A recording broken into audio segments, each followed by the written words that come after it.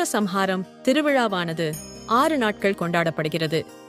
இந்த 6 நாட்களும் சூரபத்மனை எதிர்த்து முருகப்பெருமான் ஆற்றிய போரின் 6 நாட்களை குறிக்கும். இதோ அந்த 6 நாட்களின் சுருக்கமான விளக்கம். 1வது நாள் முருகப்பெருமான் சூரபத்மனின் படைகளுக்கு எதிராக போரிடத் தொடங்கிய நாள்.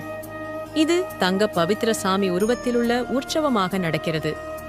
2வது நாள் சூரபத்மன் முருகனை சிரமமாக எதிர்த்தபோது அவர் ஆற்றிய அடுத்த நிலை போருக்குரிய தினம். இதனை முத்துச்சாமி உருவத்தில் காணலாம். 3வது நாள் சூரபத்மன் பல புதிய யுத்த கலைகளில் முருகனுடன் போரிட முயன்ற நாள். 4வது வெள்ளி நாள் வெள்ளிசாமி உருவத்தில் சூரபத்மனின் படைகளுடன் முருகன் போரிட்டார். 5வது சக்தி நாள் சக்தியின் சிறப்புடன் பெருமானின் படைகள் கூட்டம் சூரபத்மனை எதிர்த்த தினம். 6ஆம் நாள் சூரபத்மனை முற்றாக தோற்கடித்து அசுர சக்திகளை